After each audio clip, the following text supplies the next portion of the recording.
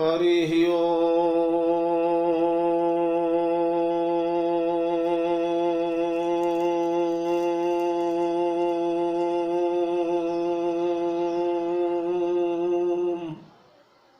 श्रीमन्महागणाधिपतये नमः। श्रीराम शरणं मम। श्रीगुरवे नमः। श्रीसरस्वत्यै नमः। श्रीमातृपितृचरणकमलेभ्यो नमः।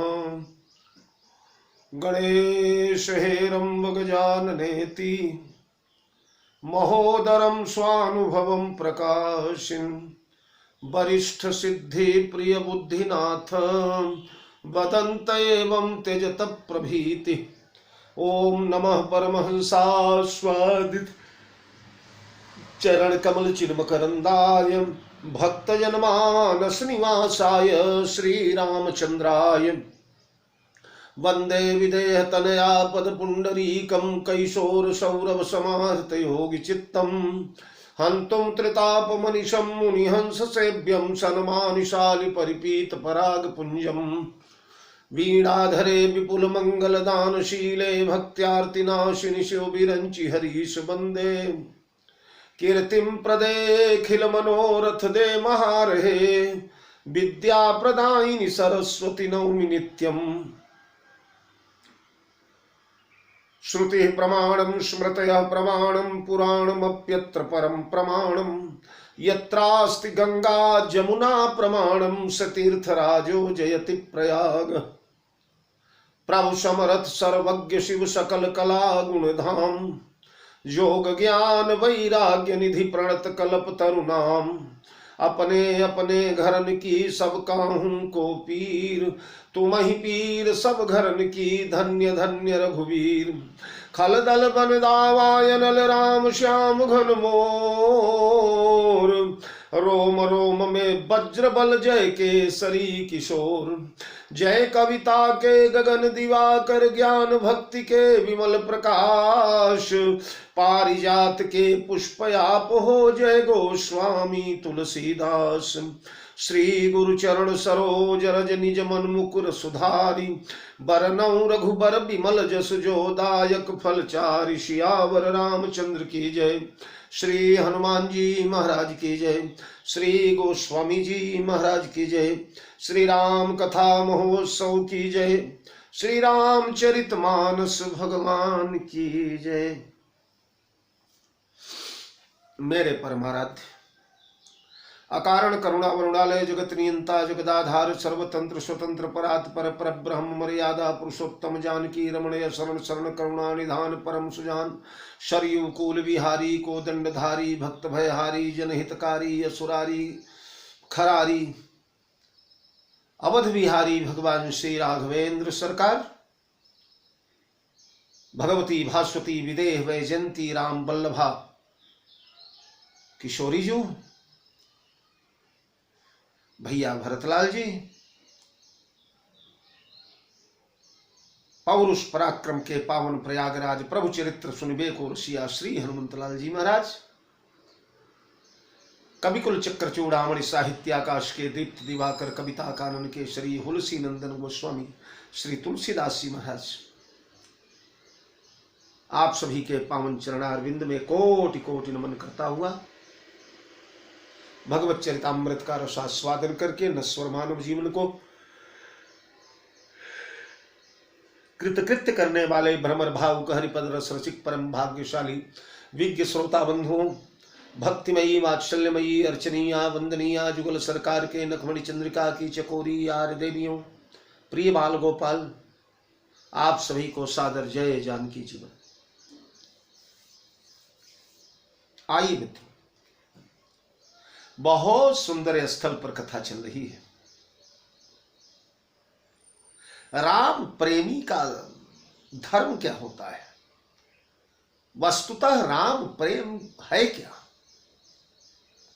जिसमें स्व के सुख और स्वार्थ का लेश मात्र भी न हो। स्वामी धर्म स्वार्थ ही विरोधु अपने लाभ हानि की कोई चिंता न करता हुआ सेवक अपना सर्वस्व स्वामी के सेवा में समर्पण कर दे, अर्पण कर दे, सर्वस्व होम कर दे। यह बड़े बड़े राजाओं के द्वारा, महाराजाओं के द्वारा सिद्धात्मा, यमलात्मा, महात्मा, दिव्यात्मा, पुण्यात्मा, भव्यात्मा, योगात्मा, ऋषि मुनियों के द्वारा, सिद्ध तापसों के द्वारा, पढ़े लिखे प्रबुद्ध बड़े बड़े शास्त्री आचार्यों के द्वारा संपन्न हो तो ठीक है।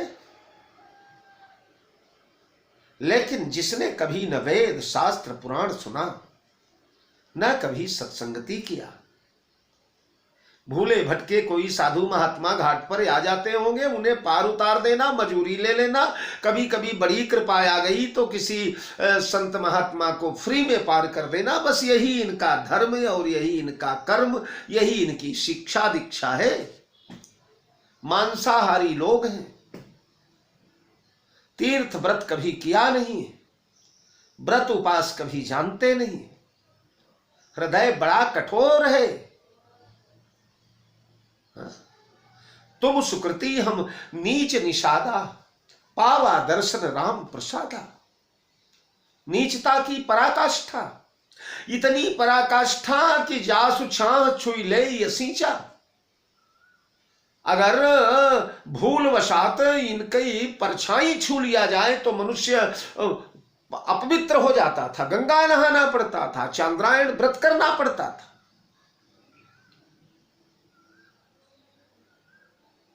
और निर्दयी तने की पाप करतनी सिवासर जाही, नहीं कटिपट नहीं पेट अघाही। और रात्र पाप रत रहा करते हैं। ऐसे निषादों के मन में आज ऐसी राम भक्ति हिलोर ले रही है, सारे राम भक्तों को पीछे कर दिया इसने। भैया भरत के सैन्य बल से टकराने के लिए कबीले के निषाद लोग अपने अपने हथियार, फरसा, बांस, कुल्हाड़ी, सब्बल, बर्छे ले ले करके तैयार हो गए। अरे हो सजो इलरो कहु घाटा, ठाटौ सकल मरई कर ठाटा। सन्मुख लोह भरत सन लेऊं, जियतन सुर सरी उतरन देऊं। समर मरन पुनि सुर सरी तीरा, राम काज क्षण भंगु शरीरा। भरत भाई नृप मैं जन नीचू, बड़े भाग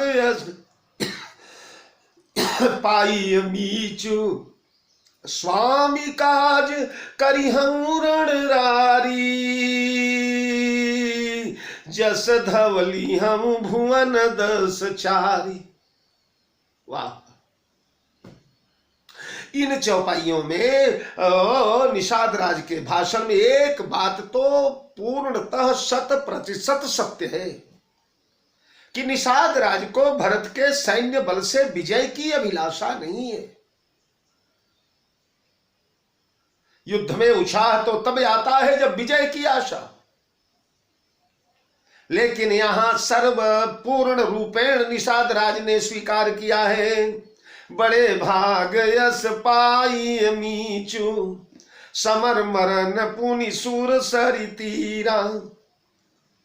हमारी मृत्यु हो जाएगी, हम कट जाएंगे, हम बलिवेदी पर चढ़ जाएंगे, भरत की सेना को मार डालेंगे। ये दावा नहीं है निषाद राज का, पर यह दावा है कि जब तक जिंदा एक बिंदु भी रक्त शेष हो, चलती रहे एक भी धड़कन, तब तक अपने राम भद्र पर कर देंगे तन मन धन अर्पण।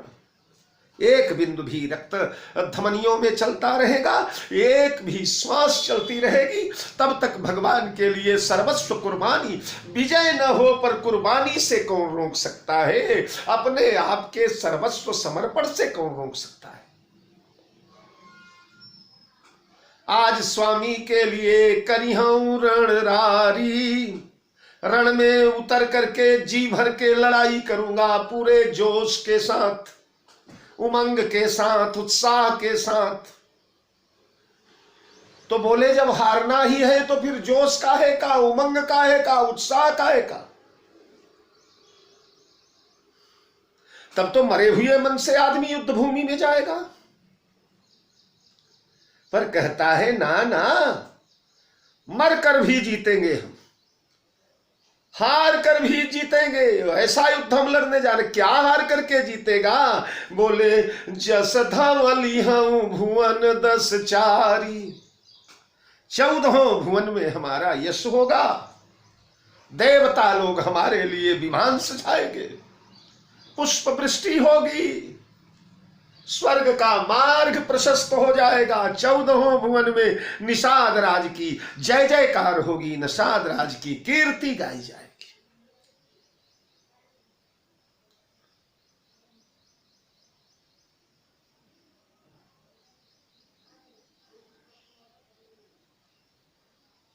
छोटा सा छोटा प्राणी भी जब भगवान के लिए अपना सर, अरे समुद्र पर सेतु बन रहा था, तो सेतु बन रहा था महाराज, तो बड़े बड़े शैल विशाल यानी कपिदेही कंदुकैव नल नील तेलेही, बड़े बड़े विशाल शैलों को लाला करके समुद्र में झोंका जा रहा है। और कुछ लोगों ने देखा तो एक छोटी सी गिलहरी जाती है और गंगा और समुद्र के किनारे रेत में लौटती है, पहले पानी में समुद्र के जल में अपने शरीर को भिगोती है, फिर रेत में लौटती है, फिर दौड़ती हुई आती है और पुल के ऊपर वो जो 2-4 ग्राम रेत उसके पूंछ में शरीर में भर के आई है वो झाड़ देती है, झाड़ कर फिर पानी में डूबती, फिर रेत में लौटती, फिर आके झाड़ती। हनुमान जी महाराज ने देखा, हनुमान जी ने कहा गिलहरी तू क्या कर रही है?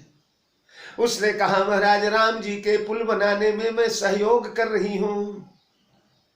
हनुमान जी हंसे, बोले पागल हो गई है, बड़े बड़े विशाल शैल आकर के तो समुद्र में जल्दी पता नहीं चल रहा है उनका, और तू जो है अपने पूंछ में भरी हुई बालू से समुद्र का सेतु निर्मित करेगी? तेरे करने से क्या होगा? गिलहरी ने कहा हनुमान जी राम सेवा का ठेका अकेले आपका ही थोड़े, आपकी क्षमता विशाल पर्वत लाने की है, पर्वत ला करके आप सागर भर रहे, मेरी क्षमता एक रेणु लाने की है, मैं रेणुका ला करके सागर में डालने का प्रयास कर। अपने अपने शक्ति के अनुसार व्यक्ति भगवान की सेवा करता है। शायद मैंने पूर्व प्रवचनों में कभी सुनाया होगा, एक गांव में आग लग गई, धूं धूं करके अग्नि की ज्वाल मालाएं महाराज आकाश का चुंबन करने लगी। अब सभी लोग कोई बाल्टी लेकर के, कोई घड़ा लेकर के, कोई किसी माध्यम से ले करके पानी उलीच रहे हैं जलती हुई आग पर। लोगों ने देखा एक चिड़िया है दौड़ करके जाती है और एक पोखरे में से, एक सरोवर में से चोंच में अपने पानी भरती है, उड़ के आती है, 2 बूंद पानी जलती हुई आग पर गिरा देती है। जलते हुए ज्वालमालाओं पर महाराज प्रचंड लपटों के ऊपर 2 बिंदु पानी जब गिरता है तो 2-4 लोगों ने उस चिड़िया से कहा, बोले मूर्ख है, पागल हो गई है, बड़ी बड़ी बाल्टियां, बड़े बड़े जो है फायर ब्रिगेड की गाड़ियां, उनका तो कुछ पता नहीं चल रहा है, इतनी प्रचंड लपटें हैं, ये 2 बूंद तो पानी गिरा करके क्या आग को बुझा लेगी? चिड़िया ने हंसते हुए कहा, भैया मुझे मालूम है कि ये 2 बूंद पानी गिराने से अग्नि नहीं बुझेगी, लेकिन हाँ मैं पानी फिर भी इसलिए गिरा रही हूं कि भविष्य में कभी जब इस गांव का इतिहास लिखा जाने लगेगा, इतिहासकार लोग इस गांव के इतिहास का अंकन करेंगे, तो उस समय मेरी गिनती आग लगाने वालों में नहीं, आग बुझाने वालों में की जाएगी। आग बुझाने वाले तो तजहू प्राण रघुनाथ निहोरे, श्री राम के निहोरे, राम के निहोरे यानी राम के काज के लिए, राम के कारण, राम के लिए, राम के हेतु प्राण को सर्वस्व त्याग देंगे, प्राण त्याग कर देंगे।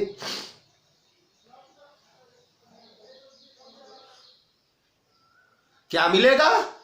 बोले दुहु हाथ मुद मोदक मोरे, दोनों हाथ में मेरे मोदक हैं। देखिए एक परंपरा रही है पूर्व काल में, जब सतियां हुआ करती थी ना, तो जब पति के शव के साथ चिता पर सती जलने के लिए जाती थी तो महाराज सतियों का 16 श्रृंगार किया जाता था, बढ़िया भव्य दिव्य पीतांबर पहना करके, और जब चिता पर बैठाया जाता था तो सती के दोनों हाथ में लड्डू रखे जाते थे, लड्डू रखे जाते थे। जगत को यही बताने के लिए कि इनके दोनों हाथ में लड्डू हैं, यानी इन्होंने लोक और परलोक दोनों को संवार लिया है। लोक इसलिए संवारा कि इस लोक में जब तक रही पतिव्रता धर्म का पालन किया। एक ही धर्म एक व्रत नेमा, काय वचन मन पति पद प्रेमा, भरतु शुश्रूषणम स्त्रीणाम पर धर्मो ह्यमाया। तो इस जगत में जब तक रही तब तक पतिव्रता धर्म का पालन करके पति को परमात्मा दृष्टि से देख करके इन्होंने ये लोक संवार लिया, और परलोक जाने के लिए पति के साथ जा करके परलोक भी संवार रही है। वहां दिव्य पति का लोक, तो यहाँ भी सुधर गया वहां भी सुधर गया। तो अगर राम नहीं हो रहे मर जाएंगे, राम काज के लिए मर जाएंगे, राम के कारण मर जाएंगे, राम के निमित्त मर जाएंगे। यहां निहोरा माने निमित्त ही है। राम के निमित्त यदि मर जाएंगे तो लोक तो सुधर ही गया। इस लोक में जब तक धरती गगन रहेंगे, जब तक श्री राम कथा चलेगी, तब तक महाराज मेरा गीत गाया जाएगा। जो राम चरित्र गाएंगे वो निषाद चरित्र भी गाएंगे। ये बताइए जटायु जी अमर हो गए कि नहीं हो गए?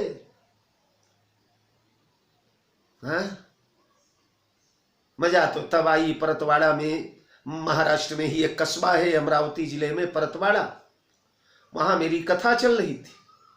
कथा चल रही थी तो जिनके यहाँ शर्मा जी के यहाँ वो आड़त के दुकानदार थे, उनके घर के ऊपर हम लोगों को निवास दिया गया था। कृषि उपज मंडी में हमारी राम कथा थी। तो एक धोबी काका थे, वो धोबी काका सवेरे आते थे, हम लोगों के सारे कपड़े लत्ते ले जाते थे और उसके बाद धो धुला कर बढ़िया प्रेस वेश करके शाम को बंडल लेकर के आते थे।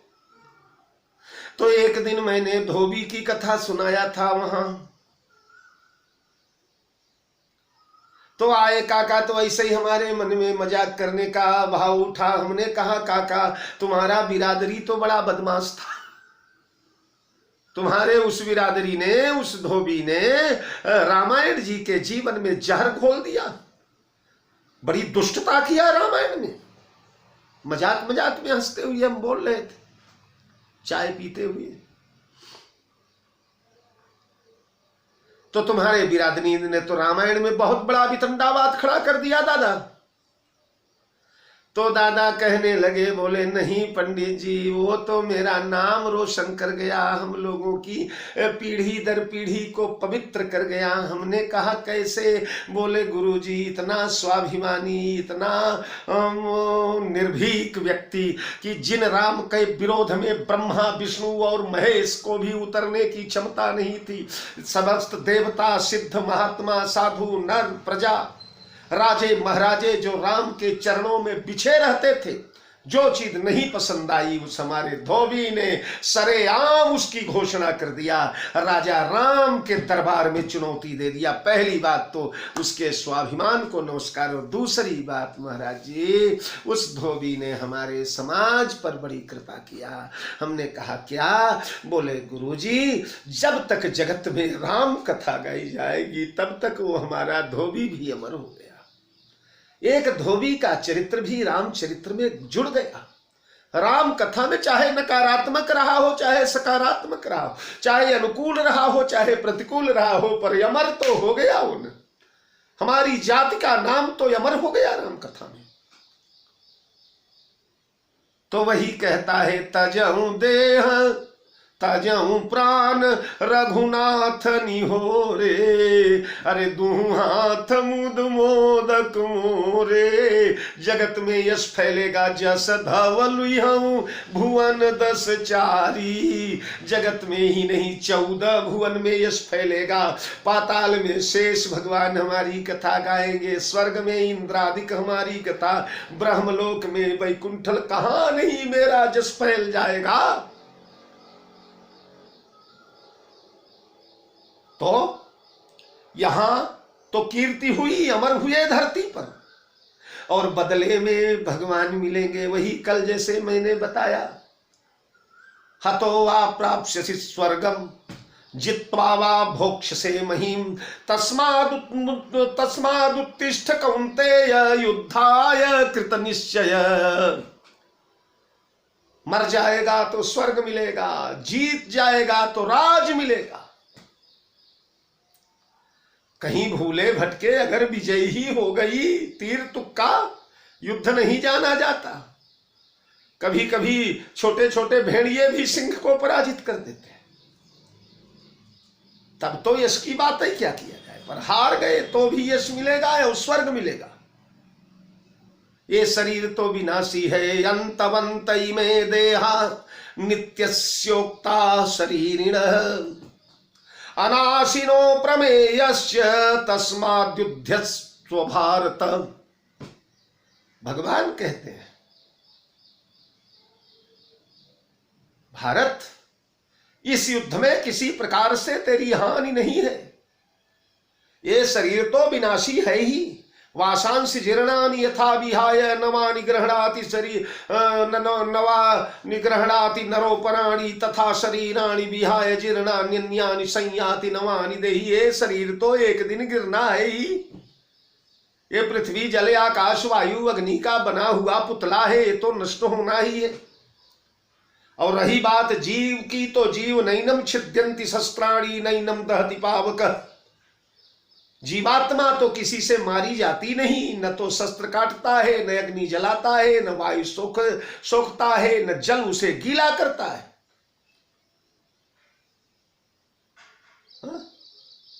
इसलिए यह शरीर अनित्य है। अंतमंतई में देहा नित्यस्योक्ता शरीरिणः अनाशिनो प्रमेयश्च तस्माद्युध्यस्व भारत।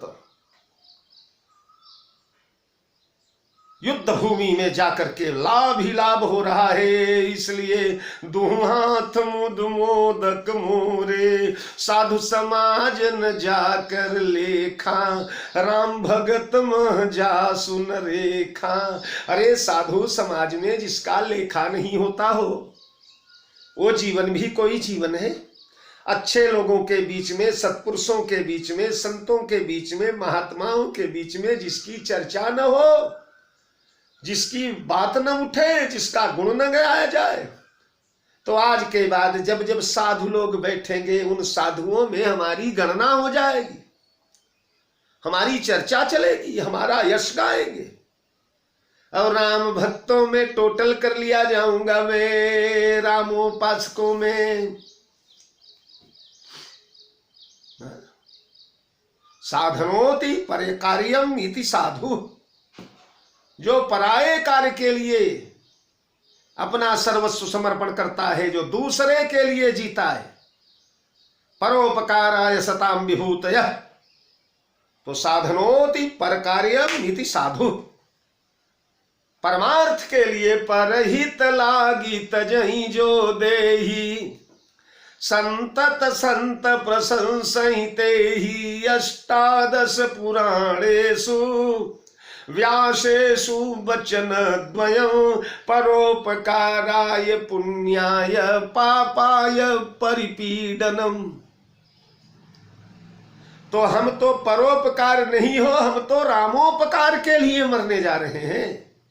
राम कार्य के लिए रणंगण में उतरने की तैयारी कर रहे हैं। और जो राम काज के लिए मर जाता है वो साधु बन जाता है।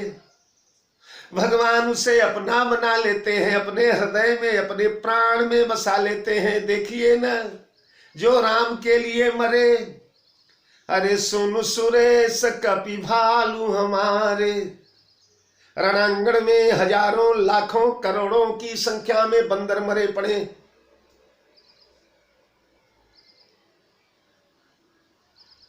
निश्चेष्ट प्राणोत्सर्ग कर चुके थे बंदर, प्राण निकल मर गए थे।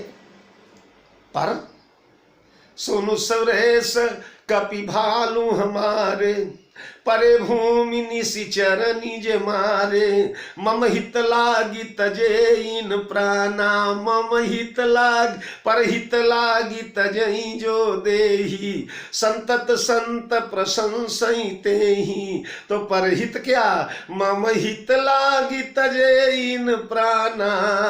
अरे सकल जियाऊ सुरेश सुजाना, भगवान ने अपना बना लिए इन्हें। सुन सुरेश कपि भालू हमारे, हमारे जो राम के लिए समर्पित हो गया और राम का हो गया, राम भी उसे जिनहि राम मानत करी मोरे। तो आज के बाद भगवान हमें अपना मानने लगेंगे। मम हित लागी जनमई नहारे, और भरताऊ ते मोहि अधिक प्यारे। जो राम के लिए मर जाता है, भरत से भी ज्यादा प्राण प्रिय राम को हो दे, तो ये भरत जो है ना, इनसे युद्ध में भले ही न जीतूं मैं, पर राम प्रियता में तो आज जीत ही जाऊंगा। आज के बाद राम ये कहेंगे कि भरत होते मुझे अधिक प्यारे।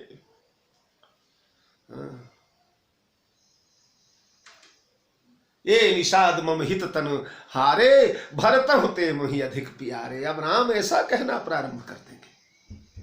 तो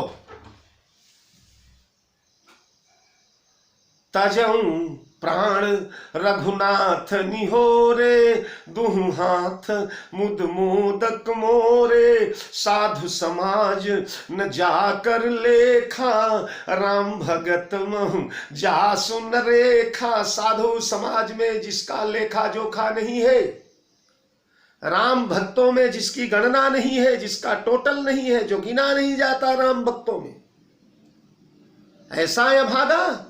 जाय जियत जग सो मही भारू, जननी जौवन बीटपक ठारू। ओ अभागा निरर्थक ही जिंदगी में पृथ्वी का भार होकर के जीता है। जिसने भगवान का भजन नहीं किया, परमार्थ नहीं किया, दूसरे के हित के लिए पीर नहीं उठाया, वो धरती का भार है। ये शाम न विद्या न तपो, वो सब तो है ही नहीं हमारे पास। न तपो न दानम ज्ञानम न शीलम न गुणो न धर्म। ये कई मौका आया है, परमार्थ कर ले तो जितने गुण कहे गए सारे सम्मिलित हो जाएंगे परमार्थ में। और अगर ना किए तो ज्ञानम न शीलम न गुणो न धर्म, ते मर्त्यलोके भूवि भार भूता मनुष्य रूपेण मृगाश्चरन्ति। जिसमें ये कोई गुण नहीं है, वो मनुष्य के रूप में 2 पैर वाला मृग भ्रमण कर रहा है, भूमि का भार बढ़ा रहा है, पृथ्वी का बोझा बढ़ा रहा है पापी। हाँ? जाय जियत जग सो मोहि भा मही भारू। अगर भगवान का भजन नहीं किया, अगर साधु समाज में लेखा नहीं हुआ उसका, अगर राम भक्तों में उसकी गणना नहीं की गई, अगर जीवन से कोई परमार्थ नहीं किया, अगर भगवान के कार्य में नहीं आया, अगर धर्म के कार्य में नहीं आया, तो पृथ्वी का बोझा बन गया और जननी के यौवन को काटने वाला कुठार बन गया। महर्षि राजर्षि महात्मा भर्तृहरि कहते हैं कि अगर धरती पर अवतार लेने के बाद मनुष्य ने भगवत भजन नहीं किया, अगर जोग वैराग्य नहीं किया, अगर परमार्थ नहीं किया, अगर धर्म में लीन नहीं हुआ, तो मातुः केवल में व यौवन वनच्छेदे कुठारा वयम। मातुः केवल में यौवन वन क्षेदे कुठारावय, माता के यौवन वन को काटने वाला कुठार बन करके आया है, अभागा। क्योंकि जब पुत्र का जन्म होता है वहीं से माता का यौवन क्षरण होने लगता है। माता का यौवन पुत्र को का गर्भ धारण करने के बाद क्षीण होने लगता है। जन्मत ही दारा लिए प्रौढ़ भय धनलीन, वृद्ध भय मारन लगे पुत्र कहां सुख दीन। जन्म लेते ही पत्नी को नाश कर डाला। माता के यौवन का कहते हैं न कि जननी जने तो भक्त जन, कहे दाता के सूर। ए मैया, अगर पुत्र प्रकट करना है तो कोई भगवत भक्त प्रहलाद जैसा, ध्रुव जैसा ऐसा बेटा पैदा करना। कहे दाता हरिश्चंद्र जैसा, कर्ण जैसा ऐसा पैदा करना। शूर राम जैसा, कृष्ण जैसा, हनुमान जैसा, शिवाजी जैसा, राणा प्रताप ऐसे बेटे पैदा करना। और अगर ऐसे बेटे नहीं पैदा करना है, दुनिया के लुल्लुओं बुद्धुओं को पैदा करना है, तो ना ही तो रह बांझड़ी बंध्या रह जा जनी गवावे नूर। अपना नूर यानी यौवन क्यों नष्ट कर रही है? यही तो आदर्श माता मैया सुने सुमित्रा भी कहती है। बेटे लक्ष्मण, हरे पुत्र बती जुबती जग सोई, रघुबर भगत जासु सुत होई। बेटा, पुत्रवती जननी तो वही कहलाने लायक है, पुत्रवती मैया वही कहलाने लायक है जिसका बेटा रघुबर का भक्त हो, श्री राम का भक्त हो। न तरु बाझ भली बाद बियानी, अरे वरना उसे बंध्या रह जाना था, बेकार में बियाई। हमारे यहाँ प्रयाग इत्यादि में, अवधि क्षेत्र में, बुंदेलखंड इत्यादि में गाय जब जनती है, भैंस जब जनती है, बकरी जब जनती है, तो उसे बियाई शब्द से प्रयुक्त कर। गाय बिया गई, भैंस बिया गई, बकरी बिया गई, यानी पशु बियाते हैं। स्त्री तो प्रसव करती है। तो जिस मैया ने राम भक्त पुत्र नहीं पैदा किया, वो मैया बियाई यानी चौपाया पशु पैदा कर दिया उसे अभागिनी ने। न तरु बांझ भली बादी बियानी, राम विमुख सुत ते हित जानी। राम विमुख पुत्र से जो अपना हित समझती है, कल्याण समझती है, मंगल समझती है, अभागिनी है, पशुओं जैसी ब्याई है। वो प्रसव नहीं किया है उसने पुत्र का। तो जाय जियत जग सो मोहि भारू, जननी जौवन बिटप कुठारू। बिगद विषाद निषाद पति सबहि बढ़ाई उछाहु, सुमिरी राम मांगेहु तुरत तरकस धनुष सनाहु। बिगद विषाद निषाद पति, जब से राम को बनवासी रूप में देखा है तब से आज तक निषाद राज विषाद में डूबे हुए थे। कल मैंने बताया विषाद कहां से घर किया इनके अंतर्मन में। बोले राम सीयम ही शयन निहारी, भयउ विषाद निषाद ही भारी। तब से विषाद बिल्कुल अस्थाई रह करके निवास कर रहा था हृदय में। एक क्षण भी विषाद ने हृदय को छोड़ा नहीं था। भरत आए तब भी नहीं। समाचार सब सुने निषादा, हृदय विचार करई सब। लेकिन आज जब पूर्ण युद्ध की तैयारी हो गई, ये निश्चित हो गया कि राम काज के लिए प्राणोत्सर्ग करूंगा, तुरंत विषाद छूमंतर हो गया। प्रसाद आ गया अंदर, आनंद आ गया, हर्ष आ गया। क्यों? दुहू हाथ मुद मोदक मोरे, झिड़क दिया। बल्कि वह राम वनवास जिसने विषाद दिया था वो अच्छा लगने लगा निषाद राज को। अच्छा इस लगने लगा इसलिए कि राम वनवास प्रभु वन में आए, वन में आकर के इसे अभागे का सौभाग्य जगा दिया कि आज निषाद भी अमरता को प्राप्त होने जा रहा है, अमरत्व की प्राप्ति करने जा रहा है, इतिहास में अमर होने जा रहा है निषाद। इसलिए विषाद छूमंतर दूर हो गए। बिगद विषाद निषाद पति सब ही बढ़ाई उछाव। सबको उमंग, सबका मनोबल बढ़ाया। देखिए सैन्य बल कमजोर है, कुछ 100 200 400 500 रहे होंगे निषाद। संगमेरपुर जैसे छोटे गांव में कितने निषादों की टोली रही होगी बताइए। तो अब उधर से चतुरंगिणी सेना आ रही है, हजारों हजार हाथी, हजारों हजार घोड़े, अस्त्र शस्त्र से लैस। तो अब इनके पास कौन सा अस्त्र रह गया? बोले इनके पास केवल उत्साह, केवल उमंग, केवल जोश, केवल हिम्मत। संख्या कमजोर हो तो हिम्मत बहुत होनी चाहिए।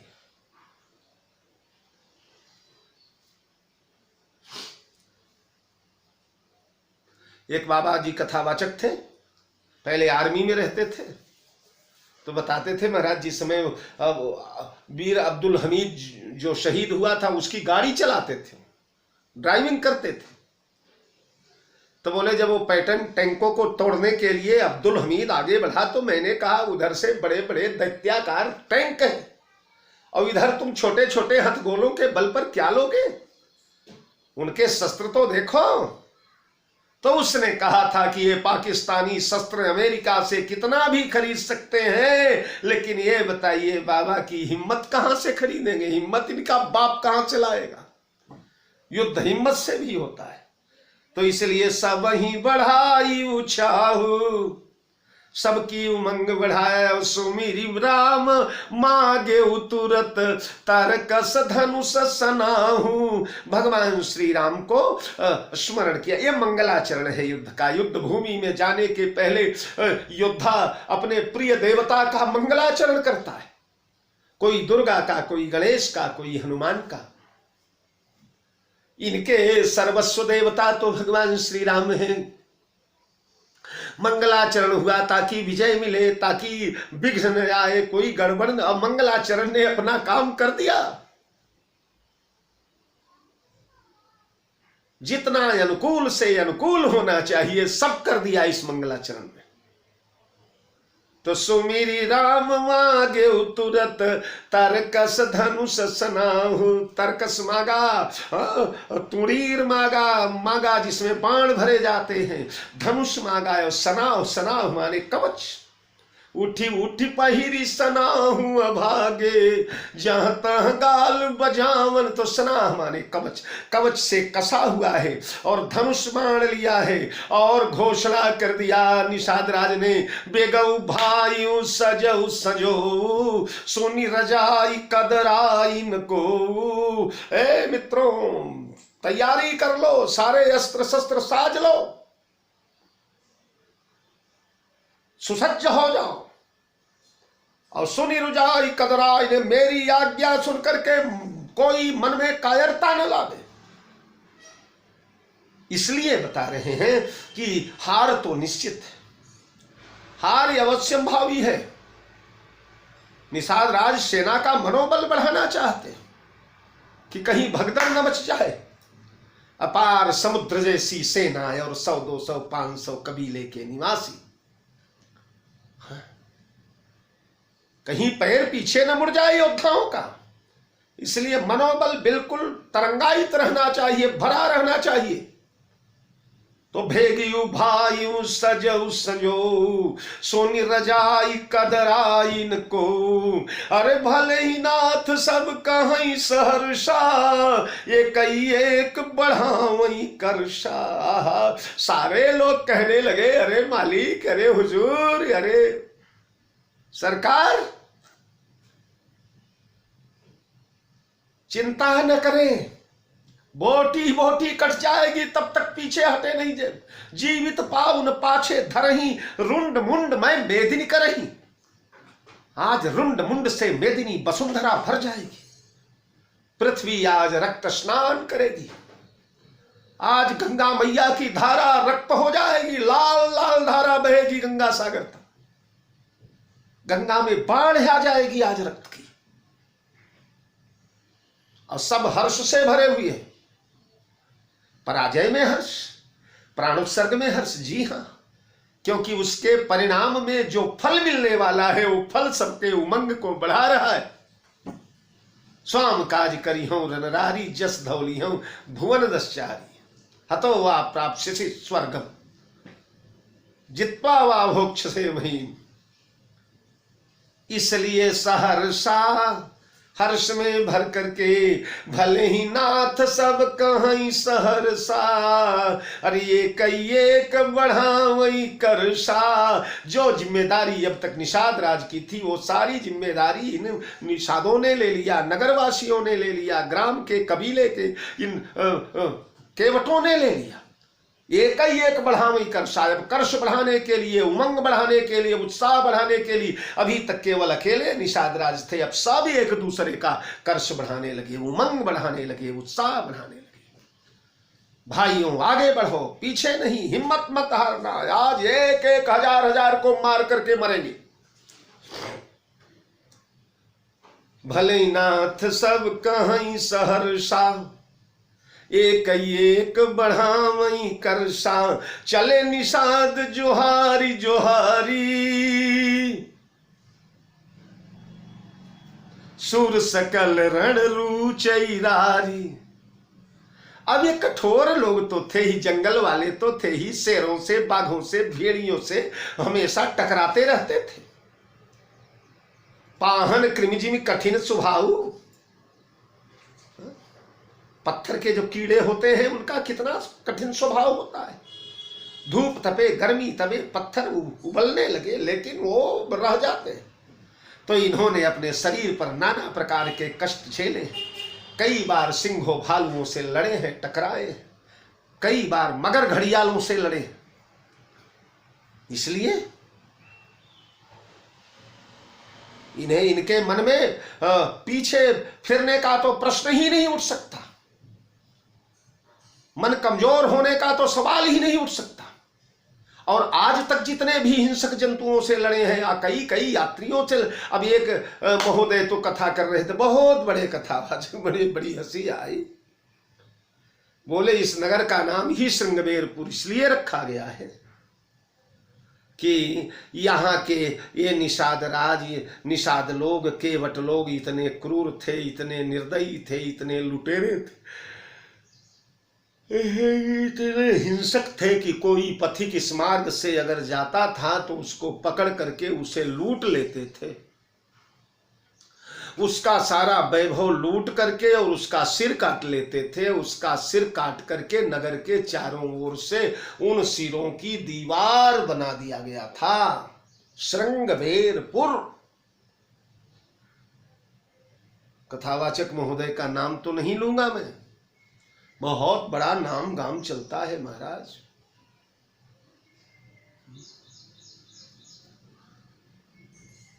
उतनी बड़ी भीड़ किसी रामायणी की कथा में आती ही नहीं है। उनके भक्तों ने तो बस अवतारे ही उन्हें घोषित कर दिया है। तो बोले सिर काट करके और उसकी दीवार बना दी गई है। इतने निर्दयी नहीं थे निषाद लोग। इतने निर्दयी लोगों के मन में राम भक्ति आ भी नहीं सकती। जऊ पै दुष्ट हृदय सोई होई, मोरे सन्मुख आव की सोई। प्यारे, ये एक शर्त है भगवान की। अगर दुष्ट होगा, क्रूर होगा, लुटेरे होगा, हिंसा कारी होगा, चरित्रहीन होगा तो मेरे सामने आएगा ही नहीं। लेकिन यहां तो निषाद कुर्बान होता चला जा रहा है, चरण की धूल बन गया है। तब एक विद्वान और अर्थ करते हैं कि इन लोगों ने पाषाण के मृग बना बनाकर उनमें मृगों के सींग लगा दिए हैं, और सींग लगा करके नगर के सीमा पर चारों ओर से लगा दिए हैं माया के मृग, ताकि उन मृगों को देख करके असली मृग यहाँ में क्रीड़ा करने और उन्हें मार करके उनका शिकार। ये अर्थ थोड़ा कुछ ठीक ठाक लग सकता है। इसमें उतनी क्रूरता नहीं है जितनी पहले वाले में। और एक विद्वान तो कहते हैं कि नाना, इस नगर का नाम ही श्रृंगबेरपुर इसलिए रखा गया कि यहां श्रृंगी ऋषि का निवास है। ये श्रृंगी ऋषि राम जी के जीजाजी हैं, राम जी के बहनोई हैं। बहन शांता का विवाह श्रृंग ऋषि से हुआ है। श्रृंगी ऋषि की कुटिया यहां बनी है गंगा के किनारे, इसलिए इसका नाम श्रृंग बेरपुर। श्रृंग ऋषि यहां रहा करते हैं। खैर जो भी जैसा हो, यहां के निवासी हैं बड़े कठोर हृदय, पशु पक्षियों को मारते हैं, मगरों घड़ियालों से लड़ते हैं, युद्ध कला में प्रवीण है महाराज। दूर दूर शिकारी लोग भागते उछलते हुए कूदते हुए मृग पर बिल्कुल कंप्लीट निशाना साधते हैं। मनुष्यों को मारना कौन बड़ी बात है। इसलिए चले निषाद जोहारी जोहारी, निषाद राज की जोहार कर रहे हैं। मालिक जोहार, आदिवासियों में भीलों में जोहार जोहार होता है। जोहार मालिक, जोहार यानी प्रणाम नमन बंदन अभिवादन। चले निषाद, राजा को जोहार जोहार करके चल पड़े। चले निषाद जोहारी जोहारी, सूर सकल रण रुचैरारी, सुमिरि राम पद पंकज पनही, अरे भांति बांधी चढ़ाई निधनुही। भगवान श्री राम के चरण कमल के पनहियों का ध्यान करने लगे।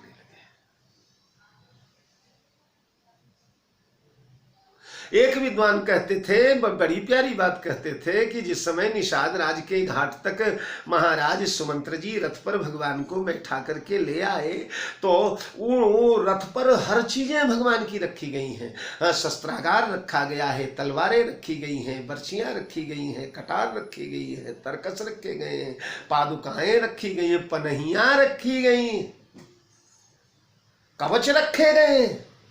और वाल्मीकि रामायण में भी ये कथा आती है, सब चीजें लक्ष्मण जी लेकर के चले।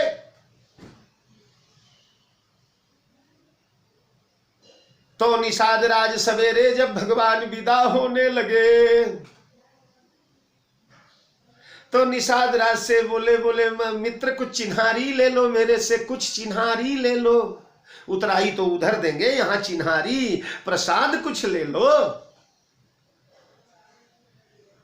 अब निषाद राज प्रसाद को कैसे इनकार करें, चिन्हारी को कैसे इनकार करें, तो ले क्या चिन्हारी। ध्यान आया, रथ से निकाल करके सब सामान नीचे लक्ष्मण ने रख लिया था। उन्हीं में भगवान श्री राघवेंद्र की प्यारी सी पनही पड़ी हुई थी। जननी निरखती राम बाण धनुहिया, बार बार ही नैन नीलावती, लालजू की ललित पनहिया, प्रभु जी की ललित पनहिया। तो भगवान की ललित पनही, जिसके लिए गीतावली में गोस्वामी जी कहते हैं, छोटी ये धनुहिया पनहिया पगन छोटी, छोटी ये धनुहिया पनहिया पगन छोटी, छोटी ये कछौटी कटी, छोटी ये तरक सी, लसत झिंगुली झिनी, दामिनी की छवि छीनी, सुंदर बदन सिर पगिया जरक सी, बाय अनुहरत विभूषण विचित्र अंग, जोहे जी आवती स्नेह सी सरक सी, मूरति की सूरति कही न परे, तुलसी पे जाने सोई जाके उर कस के करक सी, छोटी ये धनुहिया पनहिया पगन छोटी। तो राम जी की प्यारी सी पानही। निषाद राज ने कहा, मालिक चिन्हारी देना चाहते हैं तो यही दे दीजिए। प्रभु ने वह पादुकाएं अपने चरण में छुआ करके निषाद राज को दे दिया। निषाद राज ने उन पादुकाओं का मंदिर बनवाया, लकड़ियां काट काट करके छप्पर बना करके मंदिर बनाया गया पादुकाओं का, पादुकाओं को पधराया गया। आज देखिए दोनों योद्धाओं की जो टक्कर होने वाली है, यद्यपि ये बात एक ही तरफ से निर्णीत है, निषादों के तरफ से, तो ये दोनों राम के पनही के ही पुजारी हैं। केवट लोग अरे सुमिरी राम पद पंकज पनही, भांति बांधी चढ़ाई निधनुही। और भरत भैया मोरे शरण राम ही की पनही, वो लोग पनही की पूजा कर रहे हैं और भरत भैया पनही के शरण में जा रहे हैं, पनही के शरण में ही जा रहे हैं। मोरे शरण राम ही की पनही, राम सुस्वामी दोष सब जनही।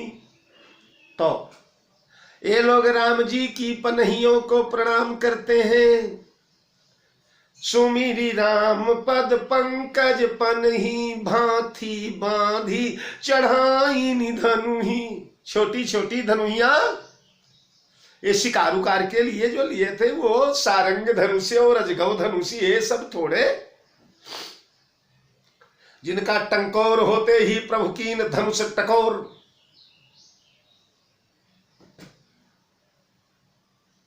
राक्षस बहरे हो जाते थे, कान के पर्दे फाट जाते थे उस टंकोर से। ऐसी नहीं, छोटी छोटी धनैया जो शिकार शिकार इत्यादि के लिए कोई गुलूल ले लेता है। सुमिरी राम पद पंकज पनही, भांति बांधी चढ़ाई धनुही। छोटे छोटे तरकस ले लिए 10 10 20 बाणों वाले, और महाराज छोटी छोटी धनुइया ले लिया, उन पर चढ़ाओ वो लेकर के, और चढ़ाई धनुही, बाण चढ़ा लिए उन पर, महाराज चढ़ गए। भांति बांधी चढ़ाई धनुही, अंगरी पहिरी कूड़ी सिर धरही, फरसा बांस सेल सम करही। अगरिया पहनने लगे जो अंग के रक्षा के लिए, कूड़ी कूड़ी यानी लोहे का बना होता है, सिर पर पहना जाता है ताकि लठ वगैरह, बर्छा भालू, तलवार भाला तलवार इत्यादि का प्रहार अगर कोई करे तो उसी लोहे के कूड़ी पर ओढ़ लिया जाए।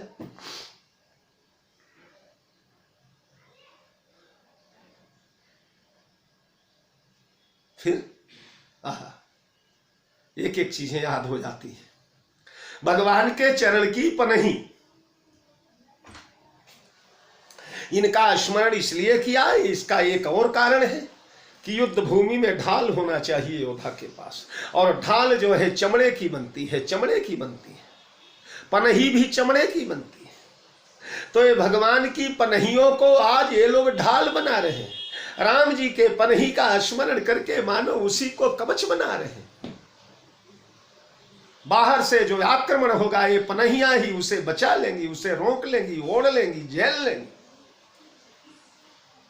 सुमिरी राम पद पंकज पनही, भांति बांधी चढ़ाई धनुही, अंगरी पहिरी कूड़ी सिर धरही, फरसा बांस सेल सम करही। अब जिसके पास जो वैभव, अयोध्या वालों के पास बड़े बड़े ब्रह्मास्त्र होने दो, इनके ब्रह्मास्त्र तो यही फरसा, यही बांस, यही लठ, यही बर्छे, शेल यानी बर्छे, भाले, यही इनके ब्रह्मास्त्र।